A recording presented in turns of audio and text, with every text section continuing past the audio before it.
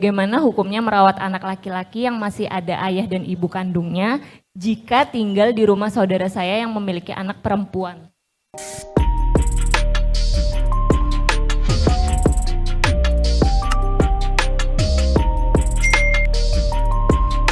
Hukum syariat. Apa diantaranya? Contoh, hubungan anak itu tadi disebutkan laki-laki. Kemudian di dalamnya, di tempat dia tinggal ada perempuan. Tentu bukan mahram. Ya. Tapi status anak itu, apakah dia sudah balik atau belum? Kalau anak itu belum balik, maka aksesnya bisa lebih luas. Tidak ada masalah. Bahkan bisa jadi anak sepersusuan. Dengan catatan misalnya, si ibu tempat dia tinggal tadi sempat memberikan bagian dari ASI misalnya, nah, lalu lantas bisa terminum oleh anak itu. Ada yang mengatakan 3 tetesan, ada yang mengatakan asal dia bisa mendapatinya sudah mahram biradha'ah. Jadi di situ walaupun laki-laki bisa nanti menyentuh ibunya, bisa salaman dengan saudari sepersusuannya. Kecuali batas-batas tertentu yang memang harus ditutup. Tapi kalau dia tak sempat melakukan itu atau sudah dewasa, maka batas syariatnya itu dibatasi. Seperti orang lain yang bertamu di rumah, sekalipun itu anak adopsi. Misal, kalau keluar dari ruangan bertemu, hijab dipakai untuk perempuan. Ya, dia tidak punya akses ke tempat-tempat yang memang khusus di situ, misalnya ada aurat yang terbuka. Kalau ini kemudian diterapkan dalam kehidupan seperti kasus tadi, maka tidak menjadi masalah. Dia kemudian dirawat, dijaga, tapi persoalannya ketika menerima itu untuk dirawat dan diadopsi, maka melekatlah tanggung jawab di dalamnya. Apa di antara tanggung jawabnya?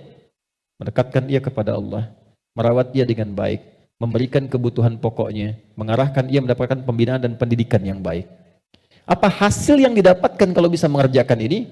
Maka, maaf, ini kaidah sangat penting dalam Al-Quran. Orang-orang yang mampu merawat orang lain, walaupun bukan dari rahim atau keluarga asli ya, maka Allah akan menjaga anak-anaknya di kemudian hari untuk dirawat oleh siapapun sepeninggalnya.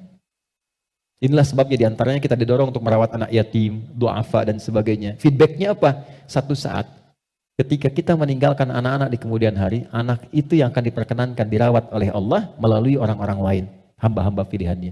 Jadi saya ingin katakan, bagi saya tidak ada persoalan di dalam apa yang ditanyakan tadi. Kalau memang diputuskan ingin merawat, jaga hukum-hukum tadi, tidak ada dosa di dalamnya. Tapi kalau sekiranya keberatan untuk merawat itu, maka solusinya adalah yang pertama datangi secara bijak kepada kedua orang tuanya.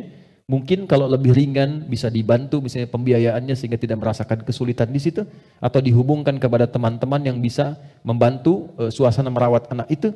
Atau yang terakhir barangkali, kalaupun tidak ada jalan keluarnya, bisa mencarikan solusi dari teman-teman yang mampu mengatasi persoalan yang dimaksudkan. Jadi kalau saya lebih melihat menjaga nilai hukumnya. Apa hukumnya tadi? Dia tidak berdosa sepanjang menjaga nilai-nilai yang tadi disebutkan. Saya kira itu ya. Wallahu ta'ala alam bissawab. Dan yang terakhir, saya ingatkan sebelum saya tutup jawaban tadi, mohon kepada yang mengadopsi pun mesti hati-hati. Hati-hati dalam 2 hal.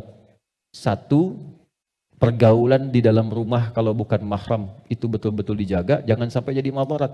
Niatnya mengadopsi, tapi ternyata terbuka aurat-aurat atau interaksi yang tidak dibenarkan. Yang kedua, ini selalu muncul bab warisan.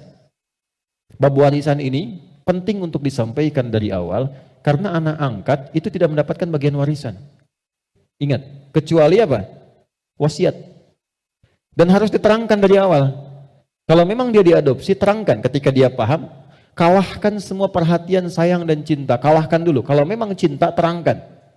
Cinta itu kan diungkapkan, bukan dipendam. Kalau dipendam nggak pernah jadi gitu kan. Disampaikan kepada anaknya, diterangkan dengan cara yang baik sehingga dia mengerti hukumnya.